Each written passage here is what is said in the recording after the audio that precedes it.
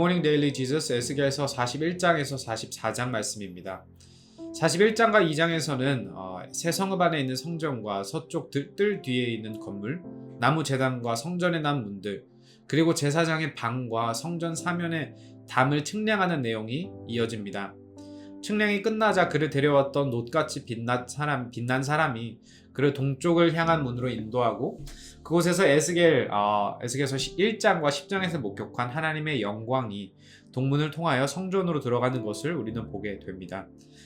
하나님은 에스겔이 측량한 모든 것을 백성들에게 보이라고 명하시며 새롭게 번제단의 규격을 정하시고 봉헌물을 비롯한 규례들을 정하십니다. 하나님은 에스겔에게 하나님의 영광이 임한 동쪽 문을 닫아두라고 명하시고 에스겔은 하나님의 영광이 성전에 가득한 것을 목격합니다. 죄를 지은 레위인들의 제사장 직분을 박탈하되 성전을 수종드는 일은 계속 맡기시고 사독의 자손들에게는 제사장 일을 계속 있게 하십니다. 오늘 말씀 다 같이 읽어보겠습니다. 41장입니다. 그런 다음에 그가 나를 데리고 성전으로 들어가서 벽을 재니 그 벽 두께가 양쪽이 각각 6자였다. 그 문의 통로는 너비가 10자이고 그 문의 통로 옆 벽 너비는 양쪽이 각각 5자였다. 그가 성소를 재니 길이가 40자요 너비가 20자였다. 또 그가 지성소로 들어가서 문 통로의 벽을 재니 그 두께가 2자였다. 그 문의 통로는 너비가 6자이고 그 벽의 너비는 양쪽이 각각 7자였다. 그가 지성소의 내부를 재니 길이가 20자이고 너비도 20자였다. 그가 나에게 이곳이 지성소다 하고 일러주었다. 또 사람이 성전의 벽을 재니 두께가 6자였다. 성전에는 3면으로 돌아가며 방들이 있는데 너비가 각각 넉자였다. 그 겹방들은 방 위에 방이 있어서 3층을 이루고 있으며 층마다 방이 30개씩 있었다. 그런데 그 겹방들은 성전을 돌아가면서 성전의 벽에 부착되어 있어서 성전의 벽 자체를 파고 들어가진 않았다. 그 둘러있는 겹방들은 그 층이 위로 올라갈수록 넓어졌다.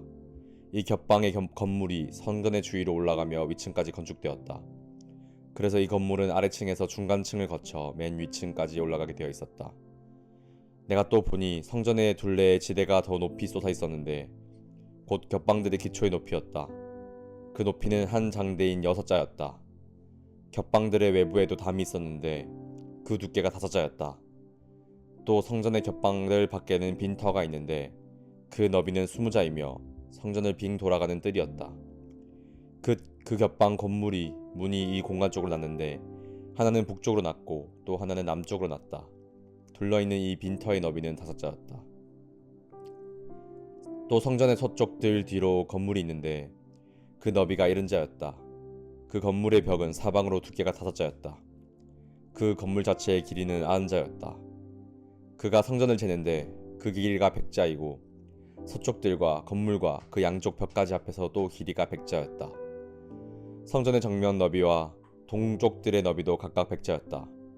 그가 이어서 성전 뒤뜰 너머에 있는 건물을 그 양편의 다락까지 함께 재니 그 길이도 100자였다. 성전 지성소와 성전 뜰 현관과 문 통로의 벽과 창문과 3면에 둘러있는 다락에는 바닥에서 창문에 이르기까지 돌아가며 나무 판자를 대놓았다.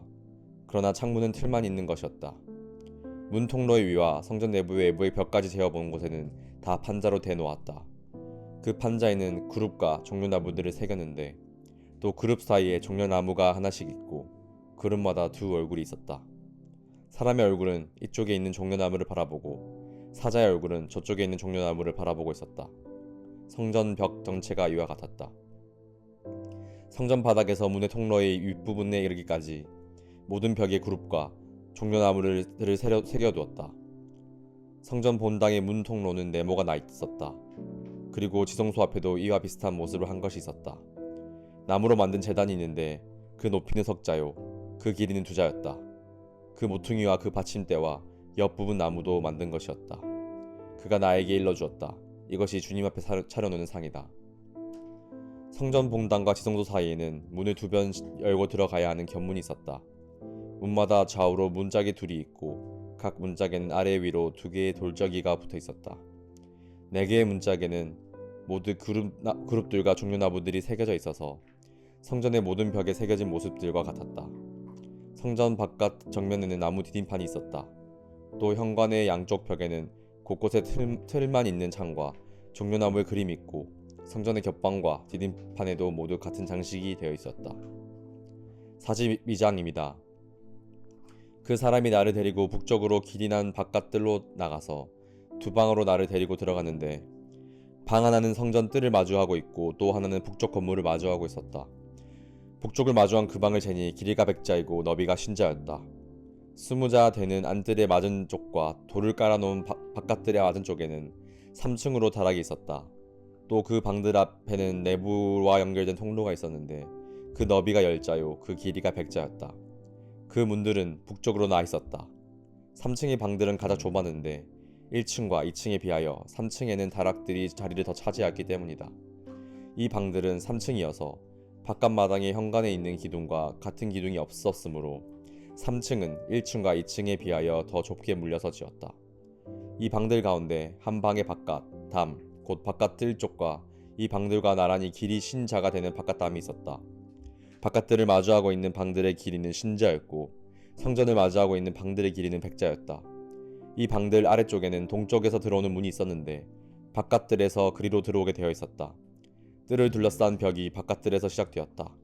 건물 앞 빈터 남쪽으로도 방들이 있었다.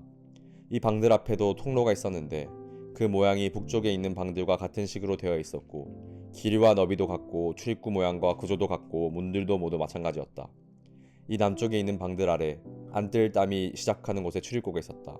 동쪽에서 들어오면 빈터와 건물 앞에 이 출입구가 있었다.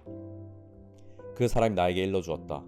빈터 맞은 쪽에 있는 북쪽 방들과 남쪽 방들은 거룩한 방들로서 주께 가까이 나아가는 제사장이 가장 거룩한 제물을 먹는 방이다. 그 방들은 거룩하기 때문에 제사장은 가장 거룩한 제물과 제물로 바친 모든 음식과 속죄 제물과 송곡제 제물을 모두 그 방에 두어야 한다. 제사장이 그 거룩한 곳으로 들어가면 그 거룩한 곳에서 직접 바깥들로 나가서는 안 된다. 그들이 주님이 섬길 때 입은 옷이 거룩하기 때문에 그곳에서 자기들의 예복을 벗어놓고 다른 옷을 입은 다음에 백성이 모여있는 바깥들로 나가야 한다. 그 사람이 성전의 내부 측량을 마친 다음에 나를 데리고 바깥쪽 동문으로 나와서 사면의 담을 측량하였다. 그가 장대로 동쪽 담을 재니 그 장대로 재어서 500자였다. 북쪽 담을 재니 그 장대로 500자였다. 남쪽 담을 재니 그 장대로 500자였다. 그가 서쪽으로 와서 서쪽 담을 재니 그 장대로 500자였다. 그가 이렇게 성전의 사방을 재니 사방으로 담이 있어서 길이가 각각 500자였다. 그 담은 거룩한 곳과 속된 곳을 갈라놓았다. 43장입니다. 그 뒤에 그가 나를 데리고 동쪽으로 난 문으로 갔다.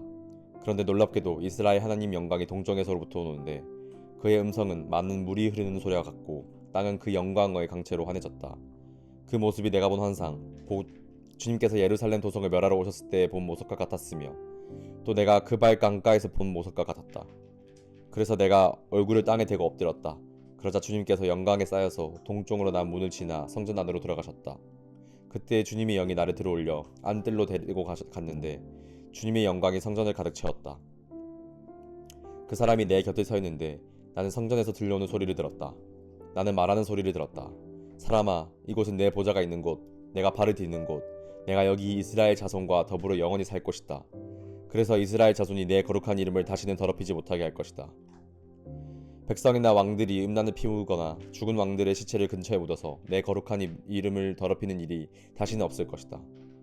그들이 왕궁의 문지방을 내 성전의 문지방과 나란히 만들고 그들의 문설주를 내 냉성전의 문설주와 나란히 세워놓아 나와 왕들 사이에는 벽 하나도 없도록 만들었다. 그들이 저지른 역겨운 일들로 내 거룩한 이름을 더럽혀 놓았기 때문에 내가 내 분노로 그들을 멸망시켰다. 그러나 이제 그들은 음란한 행신을 멀리하고 시체들을 내 앞에서 치워버려야 할 것이다. 그러면 내가 그들과 더불어 영원히 살겠다. 너 사람아, 너는 이스라엘 족속에게 이 성전을 같이 설명해 주어서 그들이 자기들의 온갖 죄악을 부끄럽게 여기게 하고 성전 모양을 측량해 보게 하여라. 그들이 저지른 모든 일을 스스로 부끄러워하거든 너는 이 성전의 설계를 그들에게 가르쳐 주어라.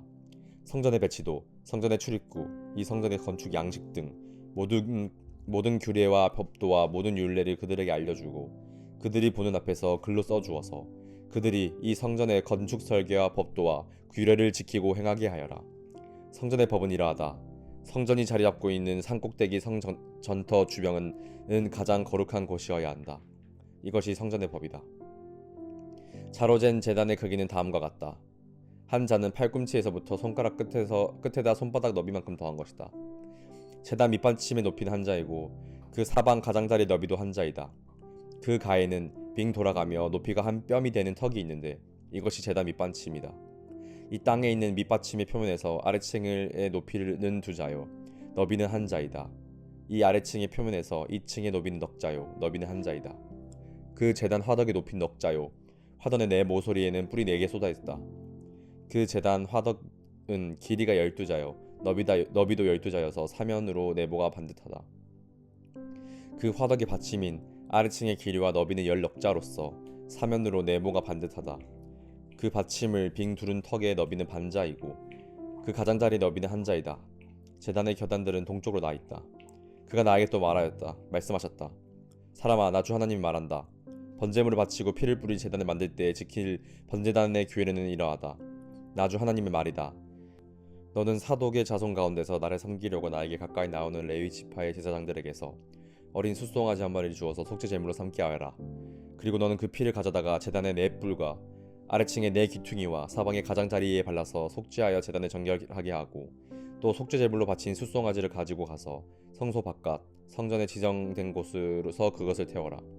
이튿날에는 내가 흠없는 수염소 한 마리를 속죄 제물로 바쳐서 숫송아지의 제물로 제단을 정결하게 한 것처럼 그 제단을 정결하게 하여라. 내가 정결하게 하기를 마친 다음에는 흠없는 숫송아지 한 마리와 양떼 가운데서 흠없는 수양 한 마리를 바쳐라. 네가 그것들을 주 앞에 바칠 때에는 제사장들이 그 짐승들 위에 소금을 뿌려서 나 주에게 번제물을 바치게 하여라. 너는 이래 동안 매일 염소 한 마리를 속죄 제물로 마련해 놓고 어린 숫송아지 한 마리와 양떼 가운데서 수양 한 마리를 흠없는 것으로 마련하여 놓고 이래 동안 제단의 부정을 벗기는 속죄제를 드려서 제단을 정결하게 하여며 봉헌하도록 하여라. 이 모든 날이 다 찬 뒤에는 여드렛 날 이후부터는 제사장들이 그 제단 위에 너희의 번제와 감사제를 드리게 하여라. 그러면 내가 너희를 기쁘게 받아들이겠다. 나 주 하나님의 말이다. 44장입니다. 또 그가 나를 동쪽으로 난 성소의 바깥문으로 다시 데리고 가셨는데 그 문은 잠겨 있었다. 주님께서 나에게 말씀하셨다. 이 문은 잠가 두어야 한다. 이 문은 열 수 없다. 아무도 이 문으로 들어가서는 안 된다. 주 이스라엘의 하나님이 이 문으로 들어오셨으므로 이 문은 잠가 두어야 한다. 그러나 왕은 그가 왕이므로 주 앞에서 음식을 먹을 때 이 문 앞에 앉을 수가 있다. 왕은 문 현관 쪽으로 들어왔다가 다시 그 길로 나가야 한다. 또 그가 나를 데리고 북쪽 문으로 들어가서 성전 앞에 이르렀는데 거기서 내가 보니 주님의 영광이 주님의 성전에 가득 차 있었다. 그래서 내가 얼굴에 땅에 대고 엎드렸다. 주님께서 나에게 말씀하셨다. 사람아, 내가 너에게 일러주는 주의 성전에 대한 모든 규례와 그 모든 율례는 너를 명심하고 내 눈으로 확인하고 귀담아 들어라. 그리고 성전으로 들어가서 어기와 성소의 모든 출구들을 잘 기억해 두어라. 너는 저 반역하는 자들 곧 이스라엘 족속에게 전하여라. 나 주 하나님이 말한다. 이스라엘 족속아, 너희는 역겨운 일을 해도 너무 많이 했다. 너희가 내 음식과 기름과 피를 제물로 바치며 마음의 할례를 받지 않고 육체에도 할례를 받지 않는 이방 사람들을 내 성소 안에 데리고 들어옴으로써 내 성전을 이렇게 더럽혀 놓았다. 너희가 저지른 온갖 역겨운 일 때문에 너희는 나와 세운 언약을 어겼다. 또 너희가 나와 거룩한 물건들을 맡은 직분을 수행하지 않고 그 일을 이방 사람들에게 맡겨서 그들이 내 성소에서 너희 대신에 나를 섬기는 일을 하게 하였다. 그러므로 나 주 하나님이 말한다. 마음의 할례를 받지 않고 육체에도 할례를 받지 않는 이방 사람은 어느 누구도 내 성소에 들어올 수 없다. 이스라엘 자손과 함께 사는 이방 사람도 들어올 수 없다. 특별히 이스라엘 족속이 나를 버리고 떠나서 우상들을 따라 잘못된 길로 갔을 때 레위 제사장들도 내게서 멀리 떠나갔기 때문에 레위 제사장들은 자신들이 지은 죄의 벌을 받아야 할 것이다. 그들은 이제 제사장이 아니라 내 성소에서 성전 문지기가 되고 성전에서 시중 드는 일을 하게 될 것이다. 그들은 백성이 바치는 번제물이나 희생제물을 잡고 백성 앞에서 시중을 들게 될 것이다. 나 주 하나님의 말이다. 그들이 전에 우상을 섬기는 백성들 앞에서 시중을 들면서 이스라엘 족속의 죄를 범하게 하였으므로 이제 내가 손을 들어 그들을 쳐서 그들이 지은 죄의 벌을 받게 하겠다. 그들은 이제 내 앞에서 가까이 나오지 못하고 제사장의 직무를 맡지 못한다. 그들은 가장 거룩한 것뿐만 아니라 다른 모든 거룩한 물건에도 가까이 가지 못한다. 이처럼 그들은 자기들이 저지른 수치스러운 일과 자기들이 저지른 그 역겨운 일 때문에 벌을 받아야 한다. 그래도 나는 그들에게 성전 안에서 해야 할 모든 일들, 곧 성전에서 시중드는 일들을 맡아보게 할 것이다. 그러나 이스라엘 자손이 나에게서 떠나 잘못된 길로 갔을 때에도 레위 지파 가운데서 사독의 자손 제사장들은 내 성소에서 맡은 직분을 지켰으므로 그들은 내게 가까이 나아가서 나를 섬길 수 있고 내 앞에서 서서 내게 기름과 피를 바칠 수 있다. 나 주 하나님의 말이다. 그들이 내 성소에 들어올 수 있으며 그들이 내 산 가까이 와서 나를 섬길 수가 있으며 또 내가 맡긴 지책을 수행할 수 있다. 그러나 제사장들이 안뜰 문으로 들어갈 때나 안뜰 문 안에서 성전 안에서 직무를 수행할 때는 양털로 만든 옷을 입어서는 안 되고 반드시 모시의 옷을 입어야 한다. 머리에도 모시로 만든 관을 써야 하고 모시 바지를 입어야 한다. 허리에도 땀이 나게 하는 것으로 허리띠를 동여매서는 안 된다. 그들이 바깥들에 있는 백성에게로 나갈 때는 내 앞에서 직무를 수행할 때 입은 옷을 벗어서 거룩한 방에 두고 다른 옷을 갈아입어야 한다. 백성이 제사장의 거룩한 예복에 다 해를 입는 일이 있어서는 안 된다. 제사장들은 머리카락을 바짝 밀어서는 안 되고 머리카락을 길게 자라게 해서도 안 된다. 그들은 머리를 단정하게 잘 깎아야 한다. 어떤 제사장이든지 안뜰로 들어갈 때에는 포도주를 마셔서는 안 된다. 그들은 일반 가부나 이혼한 여자와는 결혼할 수가 없고 다만 이스라엘 족속의 혈통에 속하는 처녀나 또는 제사장의 아내였다가 가부가 된 여자와 결혼할 수가 있다. 제사장들은 내 백성이 거룩한 것과 속된 것을 구별하도록 백성을 가르치고 부정한 것과 정한 것을 분별하도록 백성을 깨우쳐 줘야 한다. 소송이 제기되면 제사장들이 판결을 내어줘야 한다. 그들은 내가 정해준 법대로 재판해야 하며 또 내 모든 성회를 지킬 때마다 내 모든 법도와 율례를 지켜야 하고 내 안식일은 거룩하게 지켜야 한다. 제사장들은 죽은 사람에게 접근하여 제 몸을 더럽혀서는 안 된다. 오직 아버지나 어머니, 아들이나 딸, 형제나 시집가지 않은 누이가 죽었을 경우에는 제사장들도 제 몸을 더럽힐 수 있다. 그때에는 제사장들이 제 몸을 정하게 한 다음에도 이례를 지내야 한다. 그런 다음에 성소에서 직무를 수행하려고 안뜰에 들어갈 때에는 자신의 몫으로 속죄제를 드려야 한다. 나 주 하나님의 말이다. 제사장들에게도 유산이 있다. 내가 바로 그들의 유산이다. 이스라엘에서는 그들에게 아무도 산업도 주지 말아라. 내가 바로 그들의 산업이다. 그들은 곡식제사와 속죄제와 성곤제로 바친 제물을 먹을 것이며 이스라엘에서 구별하여 바친 모든 예물이 제사장들의 차지가 될 것이다. 온갖 종류의 첫 열매 가운데서도 가장 좋은 것과 너희가 들어 바친 온갖 제물은 다 제사장들의 몫으로 돌리고 너희는 첫 밀가루를 제사장에 주어서 제사장으로 말미암아 너희에게 집안에 복을 내리게 해라. 제사장들은 새나 짐승 가운데서 저절로 죽였거나 찢겨서 죽은 것을 먹어서는 안 된다. 아멘. 적용 질문입니다. 성전은 예배가 드려지는 곳이었습니다. 신약에서 성전은 믿는 우리 모두가 되었습니다. 요즘 나의 예배를 향한 태도와 마음가짐은 어떠한가요? 간절하고 기대하는 마음이 있나요? 성전답게 살아가고 있나요? 우리 모두 왕같은 제사장들입니다. 나는 이 사명을 잘 감당하고 있나요? 이에 맞는 영적 책임감을 갖고 살아가고 있나요? 성전 공간이 구별되었듯 우리 삶에서 시간, 마음, 돈 등 구별된 모습들이 있어야 합니다. 지금 내 삶에 회복되어야 하는 구별됨은 무엇이 있나요? 다 같이 기도하겠습니다. 주님 감사합니다. 믿음으로 성령님을 우리 마음 가운데 허락하시고 내주하게 해주셔서 우리가 한 사람 한 사람이 성전으로 살아가게 하심에 감사드립니다. 주님 성전된 우리로서 예수 그리스도의 임재와 하나님의 임재를 더욱더 사모하게 하시고 성령 충만을 사모하게 하시고 무엇보다 구별된 자들로서 예배를 사랑하고 매일같이 예배로 나아가는 우리 모두 될 수 있도록 도와주세요. 예수님의 이름으로 기도하였습니다. 아멘. 오늘 하루 우리 삶 가운데 예배로 나아가는 우리 모두 되길 소망합니다. Embrace Jesus, embrace people.